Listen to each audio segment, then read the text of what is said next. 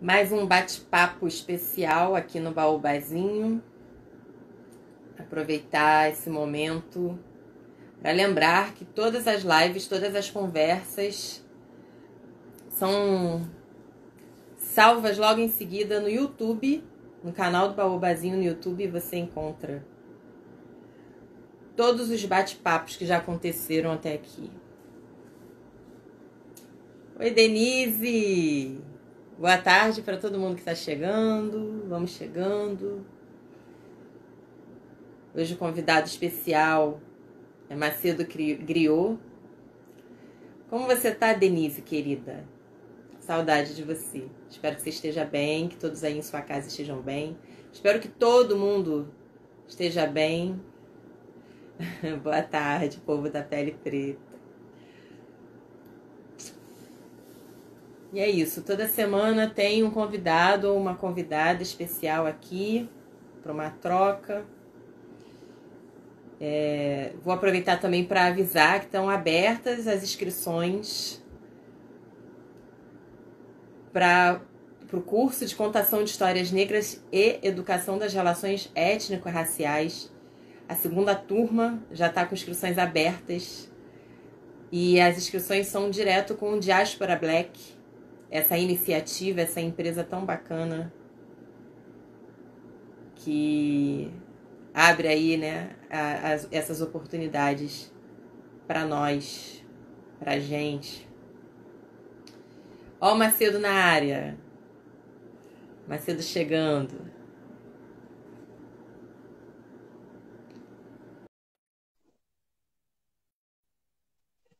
Tá gostando, Gabriela? Que bom.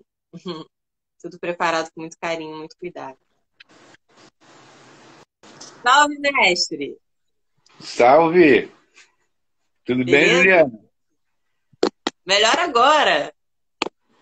Estou Eu muito que estou feliz feliz. aqui pela oportunidade. Muito feliz por ter sua presença aqui. Você que é uma referência, uma inspiração muito grande para nós, né, lá no AIO, no Encontro Negro de Tradição Oral.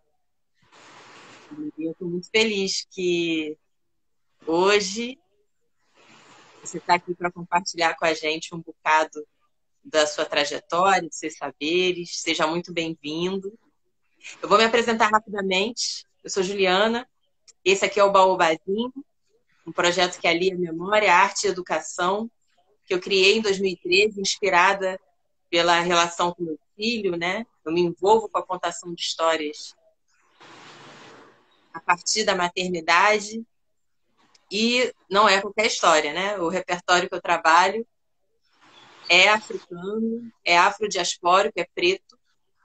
E agora, por conta do isolamento, eu comecei também a fazer uns encontros aqui virtuais, sempre trazendo algum irmão, alguma irmã, algum mestre que é referência para o meu trabalho, que é uma pessoa que eu admiro, que tem um trabalho que eu admiro, e um trabalho que é relevante, né, para o reerguimento do nosso povo. E aí o convidado especial de hoje, maravilhoso, é esse grande artista, esse grande mestre tradicionalista, Macedo Griot, que eu vou pedir, por favor, para começar, que se apresente, fale um pouquinho também de sua trajetória. Bom, gente, antes de tudo, né, eu quero dizer que o que me faz ser chamado de mestre é o tempo, né? Porque, na verdade, eu reproduzo tudo que eu venho aprendendo com vocês ao longo da convivência, né? Não tem nada que eu não fale que não seja uma reprodução daquilo que eu venho aprendendo. E eu acho que o coletivo, sim, os coletivos espalhados por aí, né? É que são os grandes merecedores do nosso louvor pela manutenção da tradição oral, da oralidade, né? Das tradições, sejam elas afro-indígenas ou tradição de qualquer canto do planeta. Então, eu primeiramente dizer isso. Segundo, que eu estou realmente muito feliz de estar aqui, porque, para mim, especialmente, né, é uma é uma oportunidade de eu dizer o quanto eu entendo o que é servir e o quanto eu quero continuar servindo, dependendo, evidentemente, das coisas que venho aprendendo, dos caminhos, das articulações que venho estabelecendo com vocês no todo, para que o meu caminho possa se dar, para que eu possa me sentir útil, minha trajetória seja útil aos coletivos nessa minha passagem aqui por essa dimensão, né? Mas é por aí. E como é que começa sua trajetória nas artes? Começa com meu avô contando histórias para mim, né? Meu avô não tinha o que se podia chamar de uma consciência racial, né? Até porque ele era uma pessoa sem muitos acessos. No entanto, ele tinha um hábito de eu, já com 4 anos, 3 anos de idade, contar histórias para mim, né? E por causa das histórias que ele contava, que tinham dragões, heróis, mocinhas e mocinhos, etc., eu com 4 anos, eu já gostava de brincar, aí eu pegava objetos, né? Pilha, caixa vazia, tal, né? E ficava fazendo minhas histórias também de mocinhos, de dragões e tal. Eu acredito que isso estimulou uma área do cérebro que pelo menos desenvolveu a minha afetividade por essa atividade, porque é a razão pela qual estou até hoje, né? Então, isso foi fundamental. Lá no início, abriu o caminho do mundo da imaginação para mim, meu avô que abriu, né? Depois disso, tem uma coisa também que é o seguinte, o meu avô me contava histórias, e a minha avó me contava as histórias da família, sabe?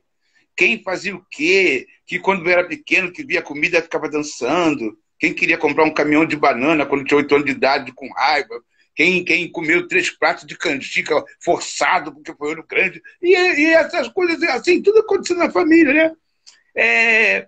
Isso, quando eu comecei a me envolver efetivamente com a arte, eu acho que essa área da imaginação já estava trabalhada. Aqui com 15 anos eu escrevi a primeira peça teatral, né? 15 anos? Com 15 anos. Mas eu já vim escrevendo poesia, música, desde a eternidade. Eu aprendi a escrever em casa, né? E comecei a fazer música assim. Pode falar a verdade? Pode falar a verdade? Pode. Eu tinha 8 anos e estudava na escola. Aí eu passava por uma loja que era uma loja de doce. E o dono da loja deixava sempre a menina na cara da minha faixa de idade, no balcão. E aí eu comecei a fazer música para cantar para ela, para chamar ela de namorado e ganhar doce. Né? Começa a fazer música aí com 8 anos. Né? Entendeu? Com música com 8 anos. Quer dizer, quando eu chego aos 15, me envolvo com teatro, pode ter uma coisa interessante, porque eu queria escrever uma peça. Já tinha o tema, tudo, né? Tal. E eu não sabia como se escrevia uma peça de teatro. Então, o que eu fiz? Eu peguei o ônibus, ali na Avenida Brasil, em Bom Sucesso, tinha a Edições de Ouro, né? Eu descia Morava onde nessa época? Morava onde nessa época? Nilópolis mesmo, Nilópolis. Então eu fui ali na Edição de Ouro e comprei Romeu e Julieta de Shakespeare, para ver como é que se escrevia uma peça, né? Aí eu vi como se escrevia o diálogo, como colocava, a marcação, como é que era, tal. Aí escrevi a minha peça. Né? Então, aí quando eu começo a escrever, quando eu escrevo, me proponho a escrever a minha primeira peça, é isso que eu quero dizer. Essa área da imaginação já estava bem estimulada. Quer dizer, viajar, eu vou usar o termo que pode parecer depreciativo, mas para mim eu acho muito legal. Viajar na maionese, para mim, já não era problema. Imaginar uma trama e tal, e tentando, não era problema. Se a trama era boa ou era ruim, uma outra discussão, né? Eu sempre digo isso. O meu trabalho, se ele é bom ou é ruim, é uma outra discussão. Mas é o meu trabalho, é aquilo que eu me proponho, a maneira que eu me coloco. Então, isso começou a se dar aí, né? Mas é preciso que se diga que tudo isso, o pano de fundo desse processo, não é um pano muito legal, né? Eu fiquei órfão com 3 anos e 8 meses. Aos 5, 6 anos, comecei a fazer... a minha falecida mãe era epilética. Então, eu tinha uma agitação, eu não dormia direito e tal. Ela me levou e comecei a tomar remédio também para epilepsia, mesmo sem ter convulsão. E eu fui tomando, e os remédios foram ficando cada vez mais fortes. Começou a comer tal simples, depois começou a comer tal L. Cheguei, eu estava com 12, 15 anos, estava tomando Gadernal. Aí eu falei para minha mãe, não vou tomar mais isso, não, vou parar com isso, vou tomar. Até porque eu queria ir para o baile naquela época, pelo movimento Black Rio, 1975, sabe? Eu queria ir para o baile e não dava para ir para o baile tomando remédio. E aí eu parei de tomar o remédio, né? Mas quando eu parei de tomar o remédio, eu já tinha desenvolvido outros problemas derivados disso aí. Então, inclusive, quando as pessoas falam para mim assim, se eu pudesse voltar na minha juventude, meu Deus, minha juventude maravilhosa, pudesse voltar no tempo, eu nunca ia querer voltar no tempo. Meu melhor tempo é agora, estou feliz agora, sabe? Nunca queria voltar no tempo, né? Então, a arte, eu disse isso tudo, eu falei desse pano de fundo, porque a arte ela acabou sendo também a minha tábua de salvação, porque eu tive eu cheguei a muitos extremos da vida, né? Mas sempre nos extremos da vida a arte estava lá como alguém para me tirar da mão do barqueiro, do Creonte, né? E me puxar de volta, tal. Então, eu sou muito grato a todas as forças do universo por ter tido a arte como possibilidade de não sucumbir, né? De não sucumbir, porque o que acontece, o que a gente vê, né? Quando a gente fala da juventude, do massacre, do genocídio da juventude negra, a gente está falando de um monte de Macedo de Moraes que não conseguiu avançar, né? E eu consegui chegar aqui. Dizem que o idoso é um jovem que deu certo, né? Então eu me considero muito privilegiado de poder chegar aos 60 anos, porque meus amigos, a maioria não conseguiu, né? E a gente vê aí tantos jovens não conseguindo também. É importante colocar esse ponto de fundo, porque também se não fosse a questão social, né, o meu trabalho não tinha, eu não teria o privilégio de estar falando aqui com você, né? Porque você, nosso grupo AIO e tantas outras mulheres e homens que estão de frente, né, buscando, trabalhando com o guardião da dignidade da nossa presença aqui enquanto coletivo, enquanto etnia, vocês são aquilo que dá razão de ser, né? Dão a luz, aliás, dá a luz do caminho para o trabalho que eu faço. Então, se não fosse essa consciência afro, também não teria chegado aqui, teria sucumbido no meio do caminho. E quando é que desperta essa consciência afro? Você falou agora há pouco do seu avô e que não havia, né, não havia essa relação com o contexto sobre, né, a questão racial no Brasil e tal. Quando é que isso aparece? Isso aparece o seguinte: primeiro que tem os toques, né, que são dados na infância, né, por isso que eu gosto de trabalhar com a infância também. Os toques são dados na infância que ficam para sempre, né? O meu avô, ele tinha uma postura de criminalização da pobreza, né? E ele era conservador, sabe? Tal, né? Sem instrução, né? E ele morria de ódio quando ele via Martim da Vila no programa de Chacrinha cantando O Caveira Negra. Ele achava um absurdo um cara que era sargento do exército se prestar a esse tipo de coisa, cantar essa besteira tal, né? Quando ele via um negro sambando, um passista bem habilidoso, jovem, ele vai ver que não sabe nem ler escrever. Vai ver que não sabe, então, incomodava ele essa apresentação do negro só no campo da superficialidade, né? E ele, junto com a minha avó, diz assim: você tem que procurar ser o negro doutor, porque tem nego turututu e nego sim senhor. Então, foram os toques equivocados, mas que foram me dizendo que tinha alguma coisa diferente. A minha avó, que era mulata de pele clara, descendente de pernambucano, falava assim: você tem que ser sempre orgulho da sua cor, sempre orgulho da sua cor. Mas, na verdade, a formação que eu tinha não ajudava. Tanto que eu quando tinha 12, 13 anos, eu não chegava perto de meninas negras, eu nem tocava, né? Deus era branco, Nossa Senhora, gente, a coisa que eu mais admirava de na igreja era ver mais Nossa Senhora branquinha, pura ali, né, tão bonita e tal. Então, eu tinha uma dificuldade. Foi quando eu primeiro, né, vou ver cedo, aos 14 anos, que eu sempre fui muito romântico, né? E aos 14 anos, eu conheci uma menina que era a menina mais feia da escola. Era a mais feia da escola, e ela era negra, e ela tinha uma personalidade maravilhosa. Eu me encantei. Eu namorei 2 anos com ela na escola. Ali, eu nunca quebrei uma quizila, né? E tal. Mas foi quando eu conheci o culto afro, né? Não sou iniciado, não me iniciei, mas quando tive contato com o culto afro, foi aí que eu vim ver uma África começar a se abrir para mim. E despertou a minha curiosidade. E eu comecei a ligar os pontinhos. Estou ligando os pontinhos até hoje, né? Cada coisa que eu ligo, eu descubro uma coisa nova. Meu Deus, isso aqui é assim, tal, né? Tal, entendeu? Quando eu falo ligar os pontinhos, é o seguinte, a ponto de ficar assim, caramba, o rio Omo vai parar lá na Etiópia. E foi nas margens do rio Omo que encontraram o fóssil da primeira mulher.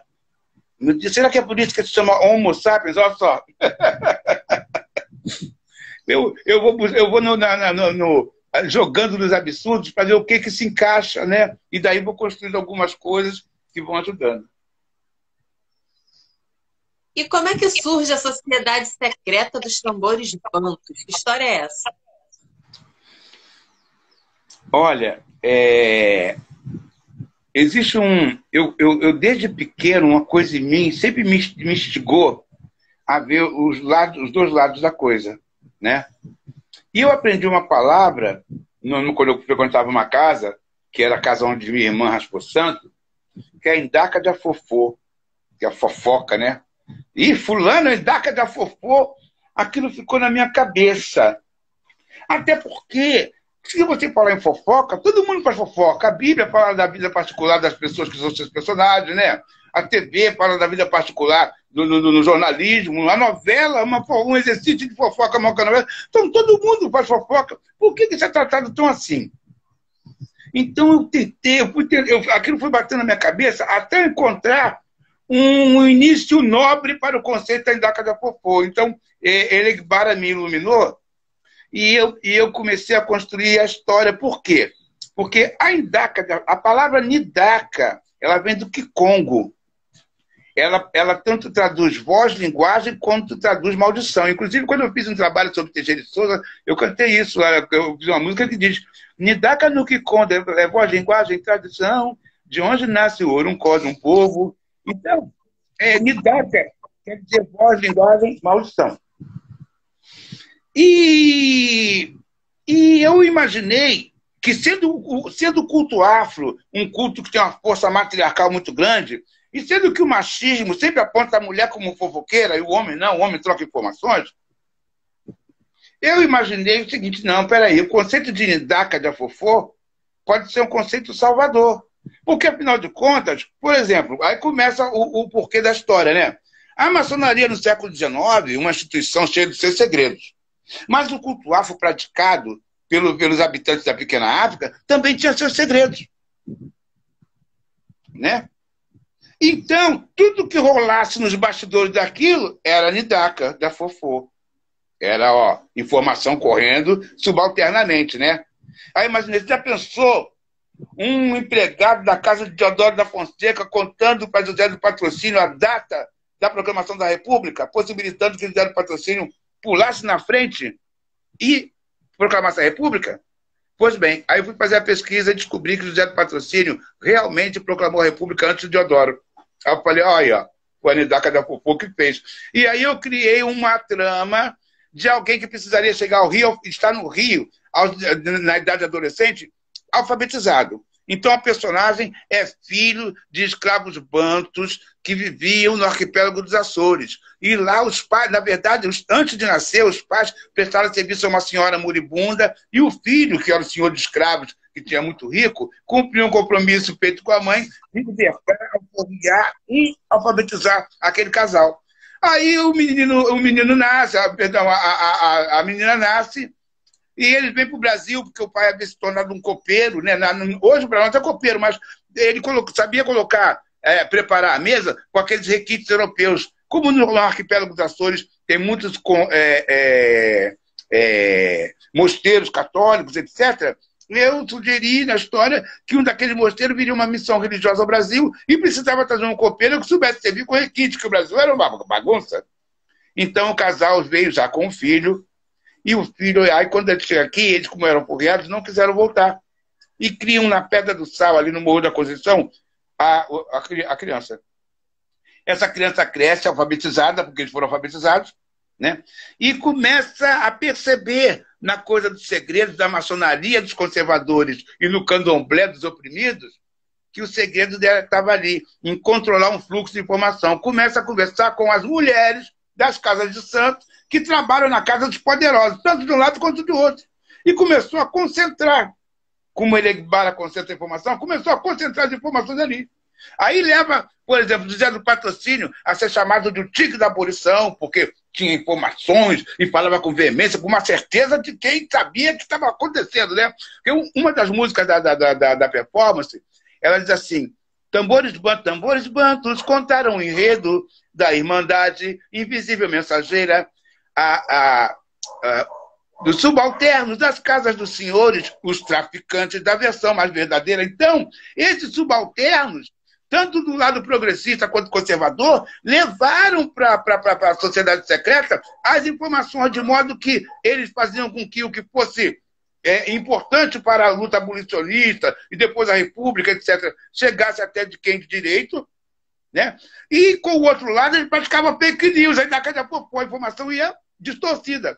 A ponto de, por exemplo, numa quase no finalzinho da história, conta que Marechal Hermes da Fonseca recebeu uma informação de que o João Cândido era elemento, liderança de um povo que tinha uma religião nova aí, que tinha nascido em 1906, no Rio de Janeiro, que dizia que São Jorge era o padroeiro dos militares e era o santo mais importante. Se Marechal Deodoro mandasse recado para ele dizendo que São Jorge Ogum mandou acabar com aquilo ali, ele vai parar imediatamente, vai negociar e tal. Então a informação foi assim: Marechal Hermes, então, manda o recado secreto, que o recado é secreto, que não está na história oficial, né? A história é minha, né? Manda o recado secreto para João Cândido, que Ogum falou com ele, que era para acabar com aquilo ali. E aí João Cândido mira o canhão para o Palácio do Platete e solta o fogo para lá, né? Então, todas essas articulações, como o momento em que Tia Seata vai e cura o pé do presidente Venceslau Braz, livrando o Brasil de passar a maior vergonha, porque nós estávamos em 1914 e o Brasil, seguindo a tradição do Barão do Rio Branco, não participou da Primeira Guerra Mundial. Não, somos isentos e tal, pacifista, né? Mas o presidente desenvolveu uma ferida na perna que não dava jeito. Então, o que aconteceu? Pediu consultoria de médicos do Brasil, não conseguiu. Trouxe médicos do exterior, não conseguiu. Chegou a ficar um mês de licença da Presidente da República. Até que... Quem? Um negro chamado Bispo, que era policial e motorista no Palácio do Catete, disse ele assim: presidente, olha, eu conheço uma moça que pode resolver esse negócio aí no seu pé aí, com todo respeito. Ela se chama Tia Seata. E armaram um encontro de Tia Seata com o presidente Venceslau Braz, mineiro, advogado, maçom, dono de terras e minas, cheio da grana, né? Tia Seata foi lá, colocou 3 ervas. Alguns historiadores dizem que ela virou no santo, outros dizem que não. Colocou 3 ervas lá, com 3 dias o pé do cara estava salvo. Curado. O cara estava salvo. Só livrou o cara. Imagina, o Brasil, o presidente do Brasil ia morrer em plena Guerra Mundial de uma pereba. Olha só. Mas a sabedoria que você estava aplicando por lá e livrou o Brasil da vergonha mais uma vez, né? Então, isso por quê? Porque a Sociedade Secreta sobre o Bantus fez a informação chegar, articulou para... Que, na história, eu digo que esse bispo, que o bispo é um personagem real, mas digo que o bispo, ele era criança quando essa sociedade estava se formando e ele foi arregimentado, era um dos agentes lá no Palácio do Catete. Entendeu? Na verdade, todos eles são reais, né? A Tia Seata. Exato. Os personagens centrais são reais. A trama que de fundo, a trama que liga eles é que é a ficção. Né? E aí, no final da performance, eu digo para as pessoas o seguinte, que alguém deve ter dito para ele que eles iam ali ouvir uma história, né? Uma contação de história, mas aquilo não era verdade, não. Que, na verdade, o que aconteceu ali foi um ritual de iniciação, porque todos ali agora faziam parte da Sociedade Secreta do Tambor e Bantus, que tem como lema... Como é que é o lema? Para os nossos amigos, nossos irmãos, a informação. Agora, os nossos inimigos, a gente come na fofoca. Maravilhoso. Você circulou com esse espetáculo. Ele é itinerante, né? Na verdade, ele é itinerante porque a execução dele, né, a história é contada a partir do caso Balongo, onde o personagem desembarca vindo dos Açores, né? E eu vou andando e contando a história para pro Largo Santo Antônio da Prainha e depois a Pedra do Sal, onde a história vai se desenrolando, e aí eu subo Morro da Conceição e a história vai se enrolando, desço pelo complexo do Valongo, ali na Carmerino, e vou para o Instituto Pretos Novos, onde o meu personagem morre e é enterrado. E lá, né, eu sempre coloco o pessoal para assistir um vídeo, para conhecer o Pretos Novos, né, tal, que eu gosto de agregar esse valor pedagógico, né, e termina lá assim. Eu sempre faço essa contação lá, já fiz em algumas universidades, etc. Eu gosto de fazer lá onde a história se passa, que as pessoas se envolvem criativamente, né, conseguem mentalizar, viajar junto comigo na maionese. Ai, Macedo, maravilhoso. E esse nome, Sociedade Secreta dos Tambores Bantus? Como é que você... Bom, é o seguinte, eu fazendo minhas pesquisas, né, eu percebi que havia uma predominância da cultura iorubá sobre a cultura banto. Mas os bantos eram muito mais numerosos, né? Então, no intuito de contribuir para essa discussão, né, e levando em consideração que os negros, a população negra aqui no Rio de Janeiro, vinha basicamente ali da costa da África, né? Então, Serra Leoa, Guiné, Angola, tal. Essa população, ela não era predominante, ela era predominante banto, com Kikongo, Quimbondo, Quimbundo, Umbundo, não, eram bantos, né? Então, levando isso em consideração, eu entendi que para se construir uma rede de informação, você precisa de número de pessoas, né, para poder ter uma ponta ali, mais informação aqui, outra aqui, então teria que ser mais numerosa. Então eram os bantos, né, para ficar coerente. E sociedade secreta, porque uma das coisas a primeira coisa que eu aprendi quando eu soube que existia candomblé é que existia um segredo. Existia um fundamento que não podia ser dito. Mais tarde, quando eu vim conhecer a maçonaria, tem os segredos, ó, né? Aí, quando eu fui conhecer partido político, tem o núcleo duro, que é o que passa no núcleo duro não pode vazar. Ah, sim. Então, está feita aí a minha instituição, a Sociedade Secreta dos Tambores Bantus. Eu acho incrível esse nome, acho maravilhoso. Aliás, seus trabalhos são sempre assim, né? Intensos, fortes. E ao mesmo tempo que encanta a gente pela arte, educa, né? O primeiro nome era A Irmandade, né? A Irmandade. Mas eu, assim como você percebe, você tem essa sacação também, né? Eu queria uma coisa que fizesse as pessoas falarem assim, peraí, quero ver o que é isso, né? O que é isso, né? Entendeu? E aí ficou a Sociedade Secreta dos Tambores Bantus mesmo. A Belisa está dizendo aqui, ó, é um nome cheio de poder. Mas diga-se de passagem que as músicas que rolam, as poesias que rolam no espetáculo, destacam o protagonismo feminino. Ó, porque a Pedra do Sal, que é a música que mais as pessoas gostam, né? Fala da presença feminina na Pedra do Sal, tia Ciata, tia Bibiana, tá, né? Tem um samba enredo no que eu canto na performance que fala da vida de tia Ciata, quando ela raspa na Bahia, vem para cá, tal. Então, e nesse trabalho fica evidente a minha preocupação de mostrar como esse matriarcalismo ele é protagonista no processo de transformação. E se alguém quiser fechar os olhos para isso, é só ver os registros da história moderna das grandes transformações no mundo. As mulheres na frente de tanques de guerra, nas manifestações nos países do leste, da Ásia, como teve e nas manifestações de rua, as mulheres sempre à frente e tal. Então, não é porque... Veja bem, como é que eu vou colocar isso? Não tem como não reconhecer a força desse protagonismo. Então, se alguma coisa no século XIX... Veja, por exemplo, eu vou dar um exemplo aqui para o pessoal que tá ouvindo. A gente ouve aí, associado a Carmen Miranda, o termo dos balangandãs. Os balangandãs eram joias que as mulheres, as negras de ganho, né, algumas aporreadas, algumas ainda na condição de escravizadas, elas trabalhavam, levantavam recursos, mas não tinham como abrir conta no banco, porque não estavam pretos para abrir conta. Então, elas compravam metal, mandavam fundir, que era o ouro, prata, e aquilo ficava pendurado na cintura delas, que era onde ela ia juntando as economias. Olha só o protagonismo, a força dessa mulher. Muitas delas ajudavam na compra de alforria, ajudavam no financiamento de fuga, ajudavam no processo de liberdade. Obrigado, minha digníssima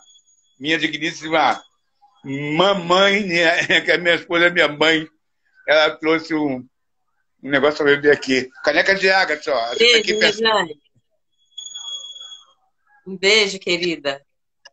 É verdade, quem tem um trabalho incrível sobre essas mulheres importantíssimas da história da luta do negro no Brasil é a Natália, né? Natália Grillo Cipriano.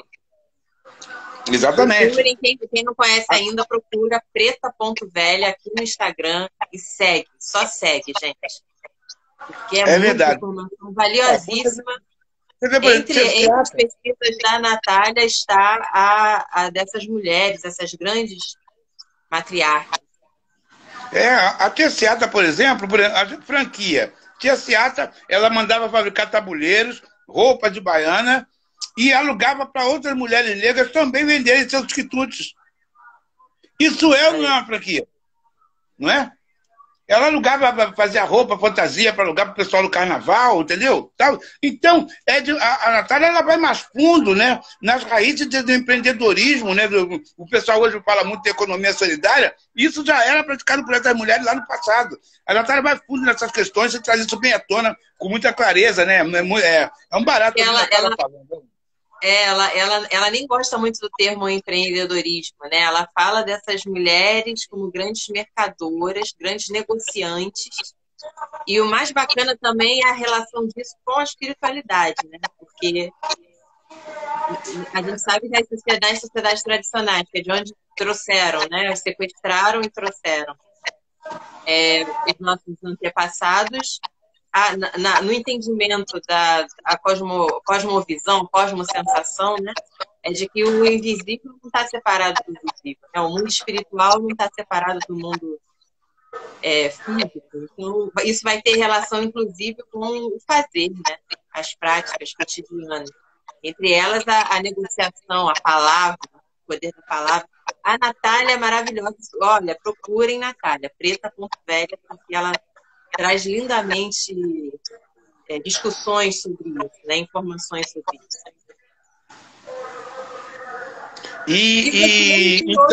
Então é isso, sim, né? A sociedade secreta usa essa capacidade da mulher de se articular para mostrar como a transformação pode se dar, como a gente na base da pirâmide pode fazer balançar as estruturas, né? As mulheres vêm ensinando isso e como eu disse mais uma vez, né? Não tem como virar as costas, não reconhecer isso. Eu acho que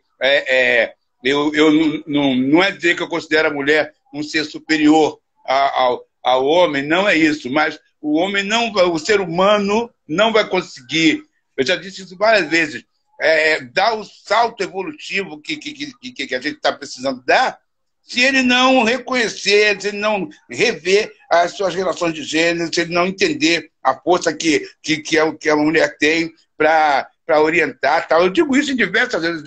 Tem várias obras poéticas, musicais, teatrais, batendo nessa tecla, porque acredito nisso mesmo. Né? Não tem, até porque o machismo não tem futuro, né? Não tem futuro. O futuro machismo é apertar a bomba e explodir o planeta, né? Então. É bravo. Você está com outro projeto bem sobre porque a Sociedade Secreta dos Tambores Bantus, ela percorre ali a região que é conhecida como Pequena África, né? O Cais do Valongo, o Morro da Conceição, a Pedra do Sal. Mas você é da Baixada Fluminense e também tem um projeto bem forte envolvendo a história da região, né? Quer falar um pouquinho disso pra gente? É preciso que eu diga que quando eu conto também a Sociedade Secreta dos Tambores Bantus, eu conto a história da primeira favela. Quando eu chego lá no alto do Valongo, do Jardim do Valongo, eu aponto lá para Providência e conto a história daquela favela. Quando eu canto um rap. Olha por que eu venho aí, como é que eu canto rap. O rap conta a história daquela favela. Mas no meio do rap, vira para como começou a favela da Maré, né? Com Dona Rosinda lá, que foi morar lá no Morro do Timbal e falou que vista linda, tal, e aí começou a levar a favela da Maré. Bom, o caminho, então, que direção vinha? Baixada Fluminense, né? Pois bem, eu entrei no edital agora e elaborei um trabalho que se chama Causos Pouco Contados da Baixada Fluminense. Por quê? A Sociedade Secreta dos Tambores Bantus, ela se dá na segunda metade do século XIX. Concomitantemente, nesse período, a Baixada Fluminense estava passando pelos ciclos, já tinha passado pelo ciclo da cana, estava passando pelo ciclo do café, iria vir o ciclo da laranja, né? Isso significa que a economia do país, e aí eu tenho pesquisado, né, o professor Nielson Bezerra, que tem um livro que fala sobre sobre farinha e o desenvolvimento da Baixada Fluminense, né? Ele prova por A mais B, através de outros estudos, que... Nielson Bezerra. Nelson Bezerra.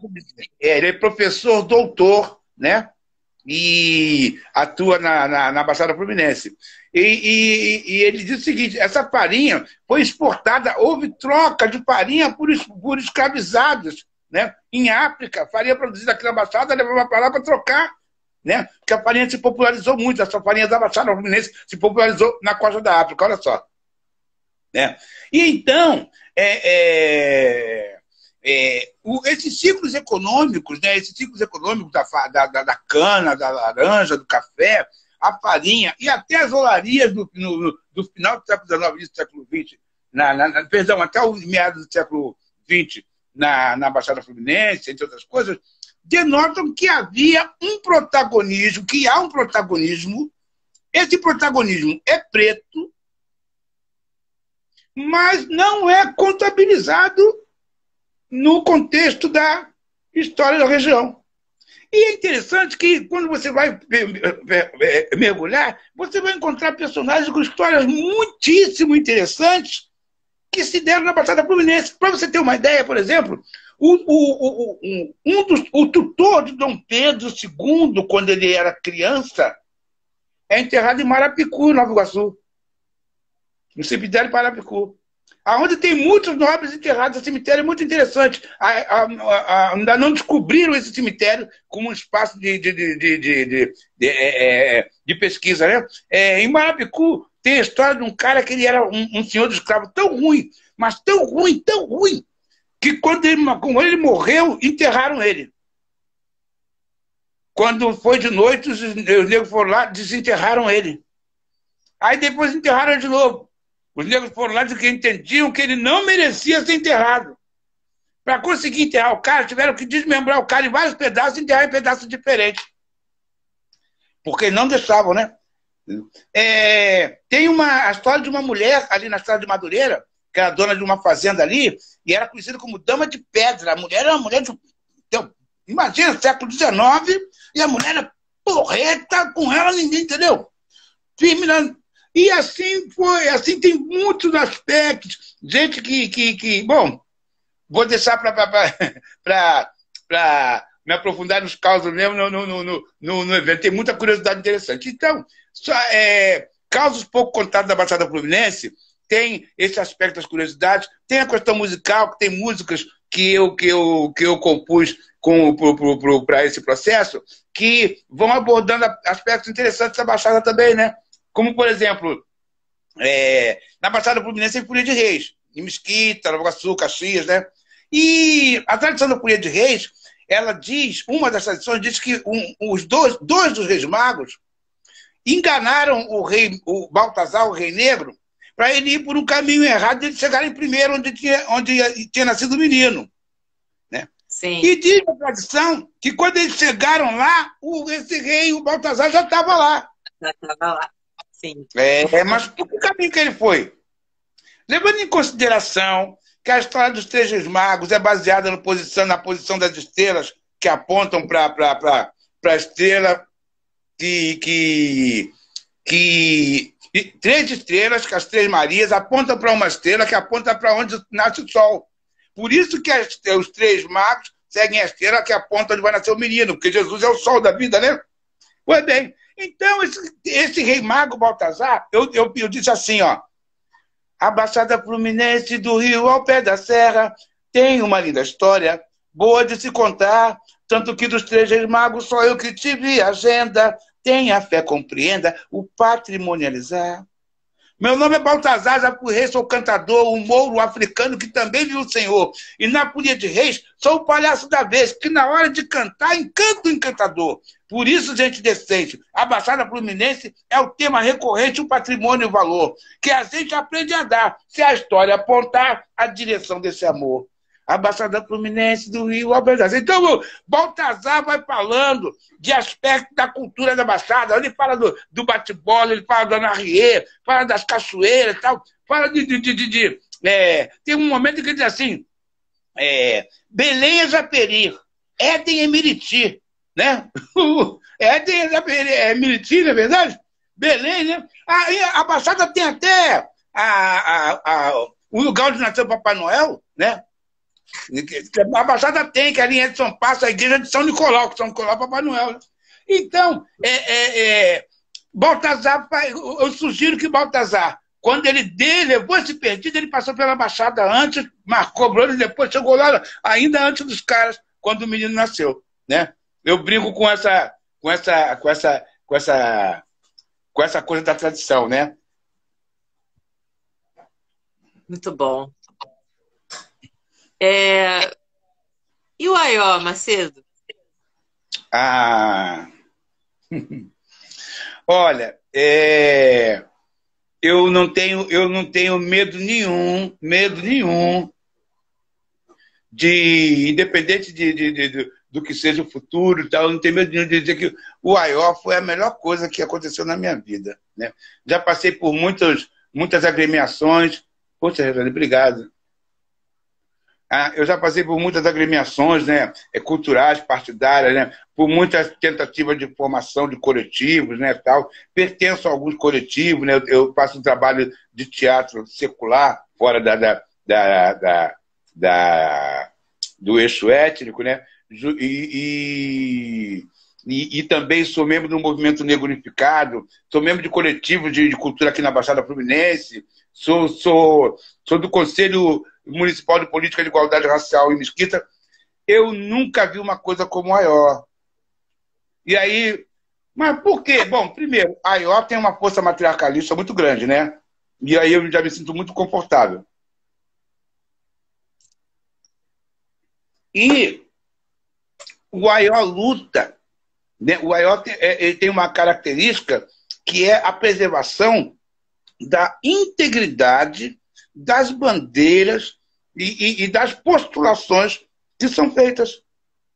Né? Então, não dá medo nenhum da gente dizer assim, não, o Aió são pessoas negras que preservam o tradicionalismo, a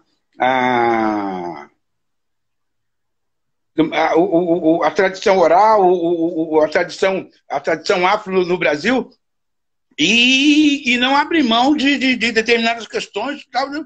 Que como esse lugar de fala, esse protagonismo afro-negro e tal, muito interessante, e que quer fazer disso um instrumento para poder avançar para a melhora da qualidade de vida da nossa gente, na medida em que pode ajudar essas pessoas a construir perspectivas, né? Porque não é só a contação de história, mas a pesquisa, o resgate da memória, a valorização dos mais velhos como depositários dessa memória oral, tudo isso vai reverberar na consolidação de uma didática, de um olhar, entendeu? Com o qual o futuro não vai conseguir se construir, entendeu? Ele vai ter que se construir com esse olhar, né? Então, o Aió, sim, eu tenho maior orgulho de estar, e digo de passagem, abro mão de qualquer agremiação, de qualquer reunião, de qualquer coisa, quando é o Aió, porque eu acredito muito, muito, muito na qualidade do que está sendo feito ali. E o teu livro, Samba de Griot? Olha, um barato, né? O Samba de Griot, se você for ver aqui é o material de divulgação da primeira pensagem, né? Aí diz o livro, como é que é? A performance, o show, e embaixo está a contação de história. Porque o Samba de Griot é um livro de poesias que não são poesias na maioria delas, né? São letras de música, de samba, maracatu e tal, etc.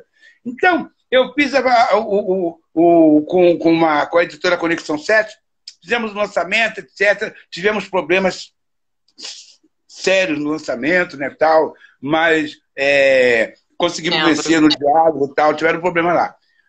Posterior a isso, eu fui convidado para fazer o lançamento junto com uma editora em Belford Roxo. Mas, nesse meio tempo, eu pedi para que um professor da faculdade do IFRJ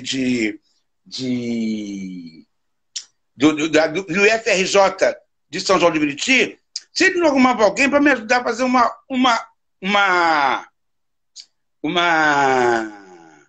deu tilt. Uma revisão, né? Não tem problema. Né? Aí, cara, ele botou um anjo no caminho. Ele levou os originais para a professora. Valeu, César Renato. Ele levou os originais para a professora Maria Gabriela. Professora doutora Maria Gabriela.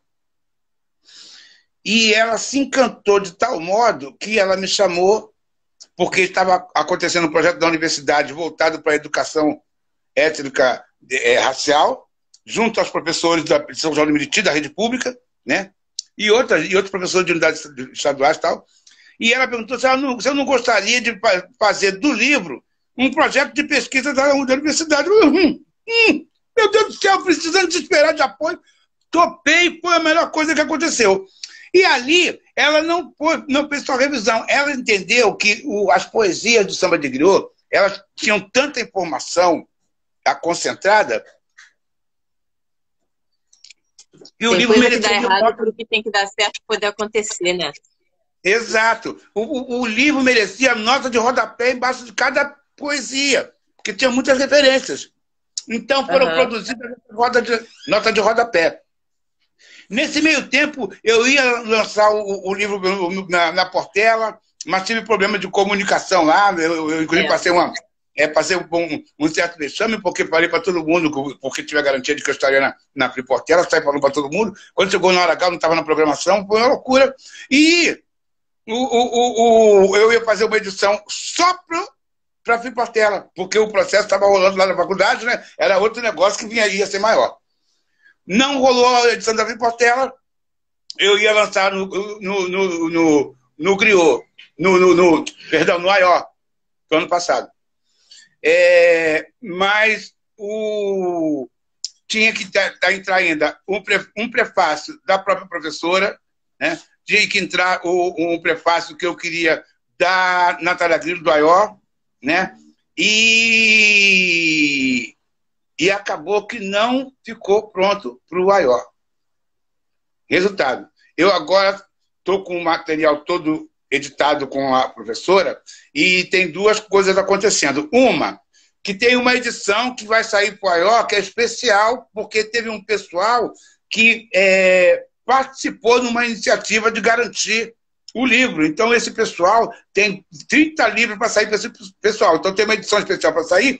E a professora me propôs que eu transformasse o livro, que nós transformássemos, que aí agora eu já falo para ela, o projeto é nosso, né? Uma parceira dessa, né? Aí que transformasse, que o livro fosse colocado no mercado virtual por intermédio da editora. Então, agora, nós estamos só procurando. E aí, fica aí, quem quiser dar essa força, tá? Macedo poeta@gmail, pode me achar no Face. Uma diagramação final para ir para ela mandar para editoras com quem ela está estabelecendo contato, né? Para vir virtual. Eu acho que virtual vai ser muito mais fácil de eu alcançar a pretensão que eu quero de chegar ao máximo de pessoas do que na luta do imprime, vende, né, tal. Então está nesse pé aí o samba de griot. Eu quero ver como nós não vamos ter encontro público do AIO esse ano, né? Eu estava pensando em fazer um lançamento virtual pela Pequena África dedicado para o AIO, né? E colocar os 30 livros do pessoal do projeto que viabilizou o AIO para o pessoal que viabilizou o livro, e eu quero fazer por isso o lançamento no AIO. É isso. Macedo não para, são vários projetos. Tem uma pergunta aqui para você, da Mariana Pé. Lembra da Mari? Caramba! Olha aí, ó. Quando você se descobriu um mestre da palavra? Primeiro, todo respeito a Mariana Pé, né? Eu admiro demais a capacidade, a tenacidade, o protagonismo dela, né? São Paulo é presenteado com essa rainha. Eu não me descobri um mestre da palavra, né? Eu tenho uma relação com a palavra que é assim. Inclusive, desculpa que eu ria, porque deixaram... Eu estou construindo uma outra história, né? Que fala tem o título provisório de Omoro, né? Seria filho da palavra. Omoro, a história do primeiro griot, uma história que se passa ainda quando as sociedades eram coletoras e caçadoras, mas que eu invento um momento em que um homem, através da palavra, né, ele acaba criando um conjunto de coisas e situações, né? E, inclusive, ritos de passagem, essas coisas, tudo parte da história de Omoro. Por que eu estou falando isso? Porque eu sou, primeiro de tudo, um filólogo frustrado, né? Porque eu nunca li um livro de filologia. Eu nunca pude estudar a palavra, mas eu sou apaixonado pela palavra. Eu sou apaixonado pela palavra. Eu sou tão apaixonado pela palavra que se eu estou vendo uma live sua e você usa uma palavra diferente, eu corro no dicionário, vou ver aquela palavra, aí eu fico com ela guardada em mim, aflito, até encontrar um momento que eu posso usar aquela palavra também, né? Que aí ela passa a fazer parte do meu repertório, né? Eu sou apaixonado pela palavra. Eu descubro muitas coisas pela palavra. Eu cheguei a passar no vestibular só por conta de ter essa paixão pela palavra. Eu passei no Enem, assim, muitas situações, questões do Enem, você quebra a palavra e você vê que tem um segredo ali, aí você vai na múltipla escolha, é esse aqui que está ali, e vai, e segue, entendeu? Então, as pessoas me chamam de mestre da palavra, né? Mas sem falsa modéstia. Eu não me considero mestre da palavra. Por quê? Porque Porque eu não tenho repertório assim, por exemplo, eu não tenho repertório apurado, né? Se vai para fazer uma defesa, tá, com Nossa, conceitual. não tem repertório apurado, bem com essa Não, sociedade não, secreta inteira aí, não, os tambores não. montam e. Da palavra Nossa, erudição, erudição, erudição, né? Agora, se você disser que eu sou o mestre da oralidade, aí você é o talvez, né? mestre da palavra oral, eu entendi nesse sentido quando ela fala. Mas aí também são as pessoas que chamam, né? Porque a gente chega no encontro do Aió, aí quando eu chego no encontro do Aió, eu fico lá sentado assim, né? Aí todo mundo, não, mais velho, dentro de mim tem um moleque que fica assim, sabe, apavorado, olhando como é que essa gente toda talentosa, essa gente com tanta capacidade, aí me chamam de mestre, eu fico quieto, né? Porque é uma zona de conforto, é ou não é? É uma zona de conforto, né? Mas no fundo, eu fico assim. Tinha uma atriz, uma atriz, ela é branca, né? Muito famosa, fez televisão, fez cinema, famosíssima, famosíssima. Não vou citar o nome aqui, não, para não dar cartaz. E ela falava assim, dona fulana, como é que a senhora se sente no camarim quando a senhora olha no espelho e está se maquiando? Aí ela falou assim, olha, minha filha, quer saber a verdade? Eu me sinto uma fraude. Famosona. Aqui, famosona, famosona. E ela era competentíssima. Ela era famosa porque era bonita. Nem bonita ela era competente. Corre que aquilo me marcou e é verdade. Né? Porque dentro de mim mora alguém que fica assim, por exemplo, eu me jogo no meu trabalho muitas das vezes quando assim, as pessoas assim, puxa, mas como é que a pessoa pensa ser bonita? Eu não tinha outra coisa para fazer que era aquilo mesmo, no desespero, né? Dentro de mim tem alguém apavorado ali, olhando as pessoas, né? Como se fosse o meu corpo fosse uma nave lá dentro um piloto, né? Assim, agora, joga o braço para lá, pula, olha, grita, solta aquela frase, né? E, então, isso é instintivo, né? É instintivo. Mas Mas tem não me. ancestralidade aí também. O que eu tenho, o que acontece comigo, sabe o que é? Olha só, eu participei de uma montagem da Paixão de Cristo. Só que a montagem acontecia na Praça de Skate de Nova Iguaçu e depois subia lá para o Morro de Nova Iguaçu, onde tem uma cruz branca imensa, né? Na subida do Cruzeiro não tinha texto nenhum. E eu falei com os outros atores, enquanto a gente estava subindo, vamos bolar alguma coisa. Nós bolamos um mantra, que eu cantei o mantra em hebraico. Ó, eu cantei o mantra em hebraico, com duas palavras de hebraico, quando você fala hebraico, né? Shalom Yerushalayim, né? Paz de Jerusalém. Eu cheguei para Jesus Cristo, porque eu sou alcoólatra, né? Tem 16 anos que eu não bebo. Cheguei para Jesus Cristo sendo carregado, chicoteado, virei para ele, porque eu era sogro de um dos chefes do Sinédrio, né? E virei para ele e falei, natus nobres est. Natus nobres é uma vaca de uísque, barato, né? Mas quer dizer natureza nobre em latim, ó.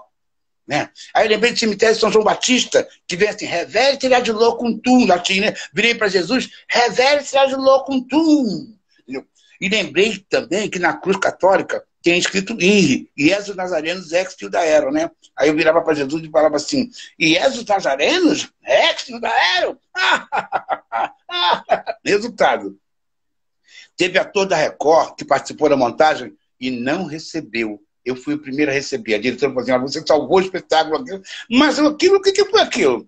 Foi um desespero, não tinha o que falar para subir. Então, aí eu lembrei, bebida, cemitério, tá entendendo? Então, essa que é a minha erudição. É isso, quando você me vê contando a história, eu estou sempre jogando.